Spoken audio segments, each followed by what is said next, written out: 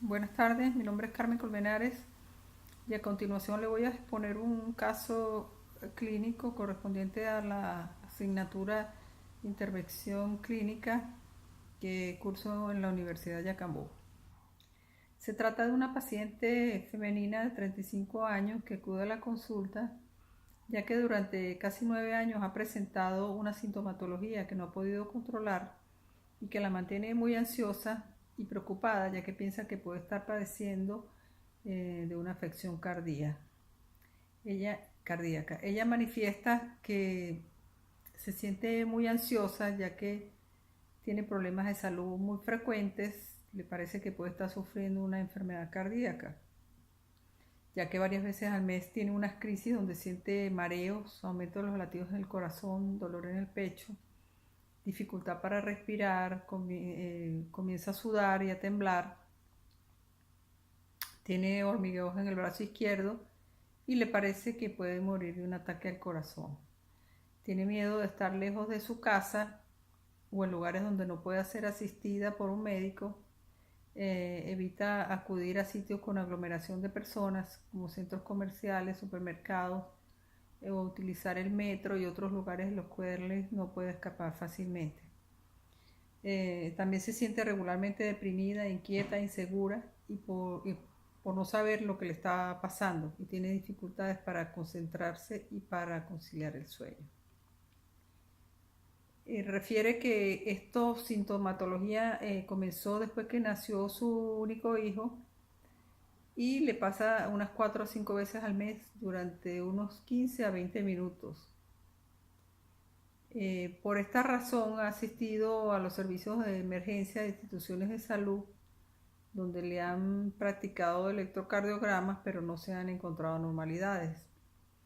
También en el transcurso de los últimos 8 años le han sido practicados diversos exámenes médicos cuyos resultados no reflejaron alguna enfermedad física. También refirió que luego de las primeras crisis comenzó a tener miedo de estar lejos de su casa o en lugares donde no pudiera ser asistida por un médico, por lo tanto evita visitar sitios con aglomeración de personas. Confiesa que los síntomas son desproporcionados, pero igualmente no tiene control sobre ellos, por lo que se siente deprimida, inquieta y no puede dormir, no puede conciliar el sueño. Los médicos le han prescrito ansiolíticos durante los 5 años, ella los ha tomado, pero no ha tenido buenos resultados.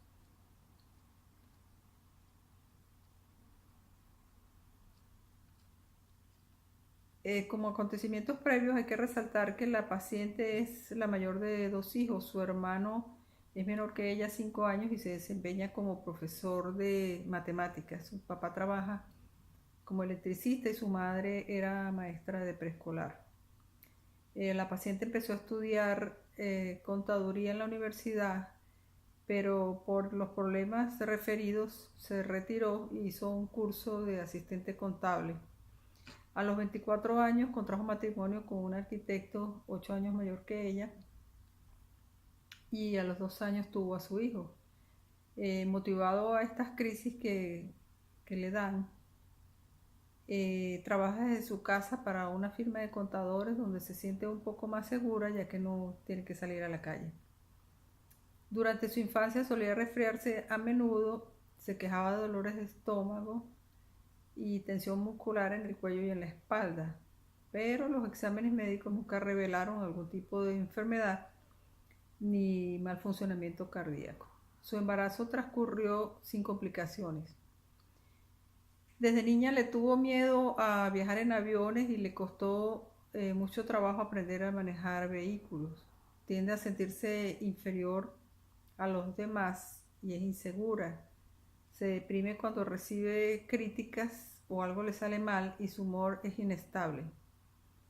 Ella dice que su padre es una persona introvertida y con poco sentido del humor. Refiere que su tía paterna era nerviosa y posiblemente sufría de depresión ya que estuvo hospitalizada en una institución psiquiátrica.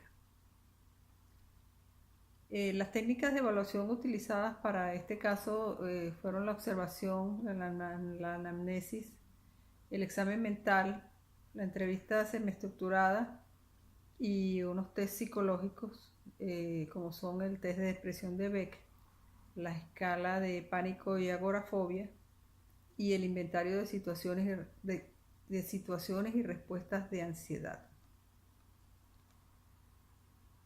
El examen mental practicado a la paciente, la paciente es una persona de apariencia sana, aspecto coherente con su edad, ocupación y condición socioeconómica, viste de manera formal, de acuerdo con el lugar en el que se encuentra, utiliza el cabello recogido mostrando limpieza y aseo personal. Su actitud es colaboradora, presta mucha atención y se le pudo percibir preocupada, tensa y nerviosa ante algunas preguntas, lo cual se vio reflejado en sus gestos y movimientos. El lenguaje es claro, espontáneo, el tono de voz adecuado, y en algunos momentos hablaba con rapidez y de forma acelerada.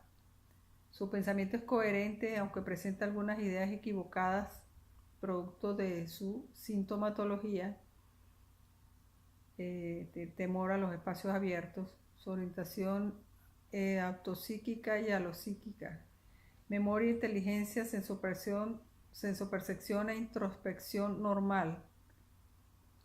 Tiene comprensión sobre su enfermedad y busca ayuda. Conciencia clara, atención normal, afectividad, ansiedad y angustia. Juicio normal, es consciente de su situación y reconoce las consecuencias de sus actos. Impresiona como confiable. La aproximación diagnóstica, de acuerdo con la información recabada mediante las técnicas de evaluación, la aproximación diagnóstica, según los criterios del Manual de Diagnóstico Estadístico de los Trastornos Mentales DSM-5, se corresponde con agorafobia y trastorno de pánico, ya que la paciente presenta lo siguiente. En el caso de la agorafobia, miedo o ansiedad intensa en el uso de transporte público. Teme o evita estas situaciones debido a la idea de que escapar podría ser difícil o podría no disponer de ayuda si aparecen síntomas tipo pánico u otros síntomas incapacitantes o embarazosos. Las situaciones agorafóbicas casi siempre provocan miedo o ansiedad. El miedo o la ansiedad es desproporcionado al peligro real que plantean las situaciones agorafóbicas y al contexto sociocultural. El miedo, la ansiedad o la evitación es continua y dura típicamente 6 o más meses. El miedo, la ansiedad o la evitación causa malestar clínicamente significativo o deterioro en lo social, el laboral u otras áreas importantes del funcionamiento. También el miedo, la ansiedad o la evitación no se explica mejor por los síntomas de otro trastorno mental, como la fobia específica tipo situacional, el trastorno de ansiedad social, el trastorno obsesivo compulsivo, el trastorno de estrés postraumático o el trastorno de ansiedad por separación. En lo que se refiere al trastorno de pánico, el trastorno de pánico es una aparición súbita de miedo intenso o de malestar intenso que alcanza su máxima expresión en minutos, y durante ese tiempo se producen los siguientes síntomas: palpitaciones, golpeteo del corazón o aceleración de la frecuencia cardíaca, sudoración, temblor o sacudidas, sensación de ahogo, dolor o molestias en el tórax, sensación de mareo, inestabilidad, aturdimiento o desmayo, escalofríos o sensación de calor, parestesias y miedo a morir.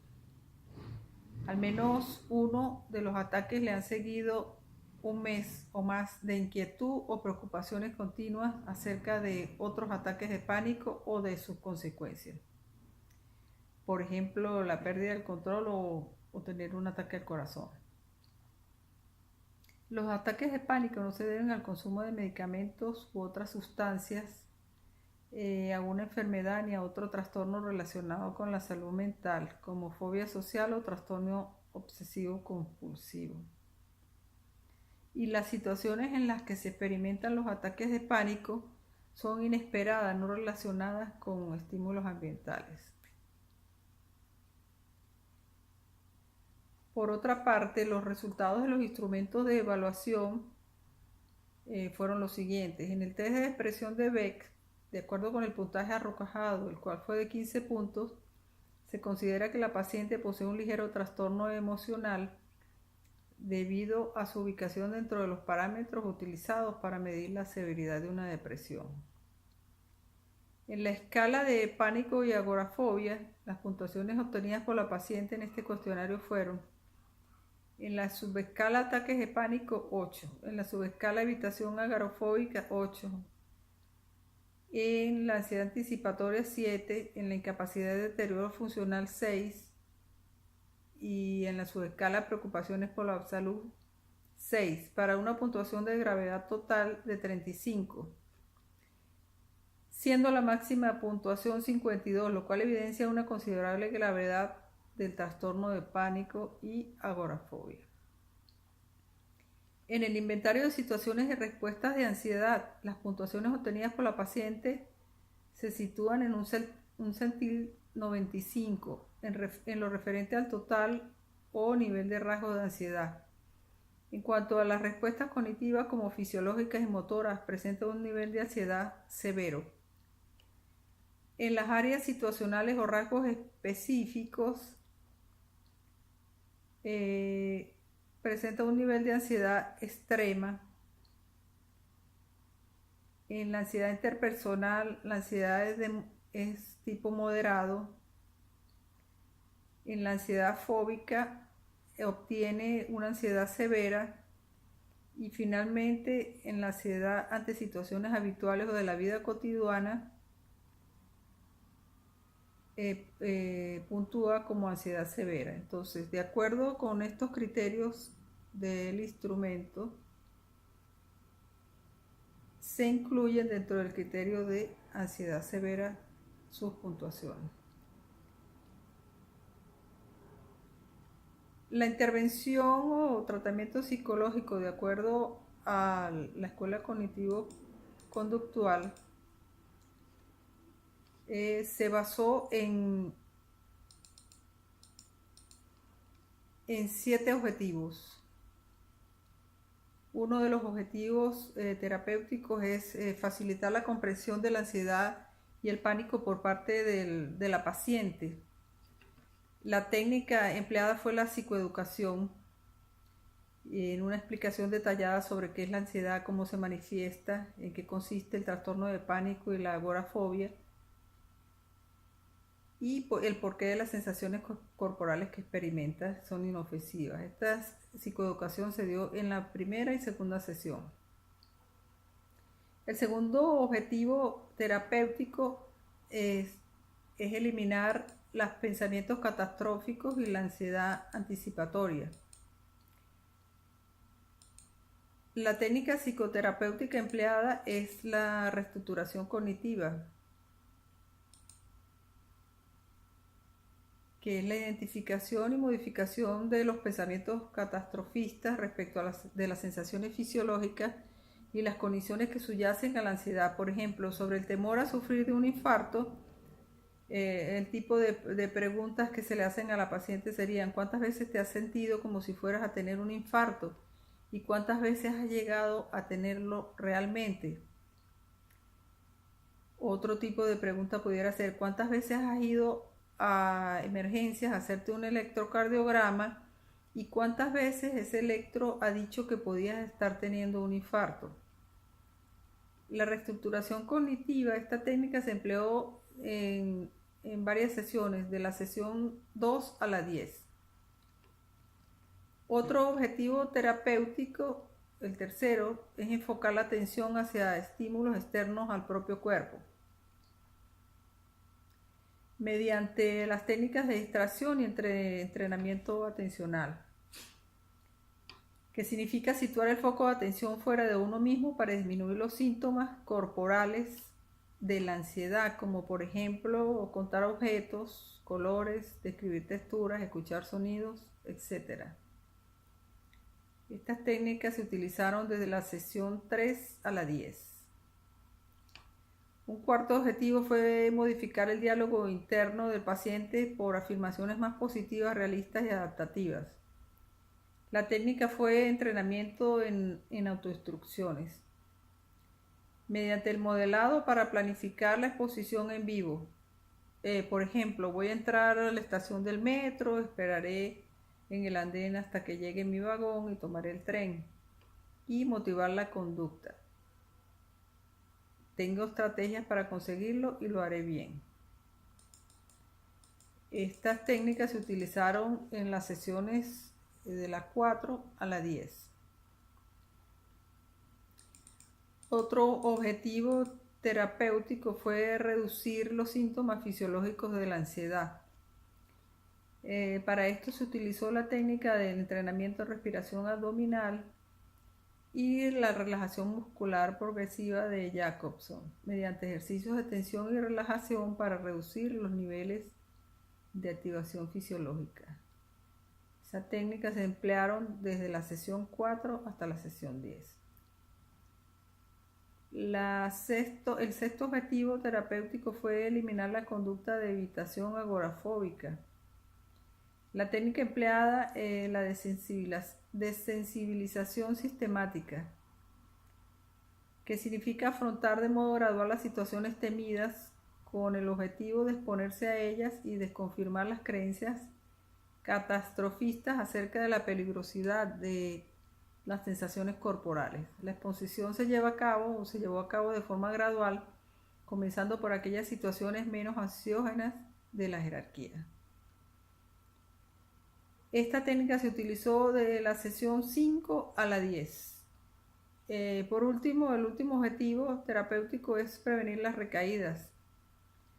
Se hizo un repaso de todas las técnicas y herramientas utilizadas a lo largo del tratamiento, con indicación de las áreas que requieren mayor atención y la precaución por su parte y refuerzo positivo al paciente por todos los logros alcanzados. Este repaso se hizo en la sesión 10. Por último, las recomendaciones dadas al paciente para evitar la ansiedad. Comer sano, usando el tiempo de las comidas como momento de descanso, no abusar en el consumo de alcohol, café, tabaco, dormir lo suficiente, aproximadamente 8 horas. Tomar vacaciones y fines de semana como tiempo de ocio y descanso, practicar algún deporte o ejercicio físico y actividades relajantes, compartir buenos momentos con familiares y amigos, establecer horarios en el trabajo y actividades diarias para poder descansar y no estar preocupado, sobresaltado con olvidos importantes, aprender a establecer prioridades y delegar tareas, afrontar los problemas y tomar decisiones siguiendo un proceso lógico, evitar el análisis excesivo de los problemas, ya que esto suele provocar más estrés y más ansiedad, dar el mejor esfuerzo de sí en vez de querer ser perfecto, ya que la perfección no siempre es posible, actuar con naturalidad y no estar preocupado por lo que los demás